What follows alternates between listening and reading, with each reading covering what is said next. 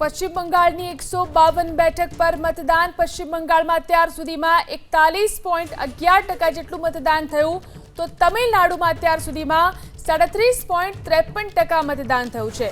પશ્ચિમ બંગાળમાં મતદાન વચ્ચે કેટલેક સ્થળે હિંસા, તો મુર્શિદાબાદમાં ટીએમસી કાર્યકરો અને પોલીસ વચ્ચે ઘર્ષણ થયું। હુમાયુ કબીર અને ટીએમસીના સમર્થકો વચ્ચે અથડામણ થઈ। ચૂંટણી પંચે જિલ્લા કલેક્ટર પાસે આ અંગે રિપોર્ટ માંગ્યો।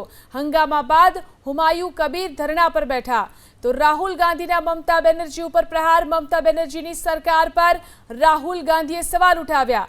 મમતા બેનર્જીએ બંગાળમાં ધ્રુવીકરણ કર્યું હોવાનો આરોપ લગાવ્યો।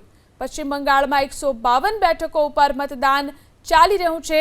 કેટલીક જગ્યાએથી હિંસા અને પોલીસ સાથે ઝપાઝપીના દ્રશ્યો પણ સામે આવ્યા। પશ્ચિમ બંગાળમાં અત્યાર સુધીમાં 41.11% જેટલું મતદાન થયું છે। મુર્શિદાબાદમાં ટીએમસી કાર્યકરો અને પોલીસ વચ્ચે ઘર્ષણ પણ થયું। હુમાયુ કબીર અને ટીએમસીના સમર્થકો વચ્ચે અથડામણ થઈ। ચૂંટણી પંચે જિલ્લા કલેક્ટર પાસે આ અંગે રિપોર્ટ પણ માંગ્યો છે। તો હંગામા બાદ હુમાયુ કબીર ધરણા પર બેઠા।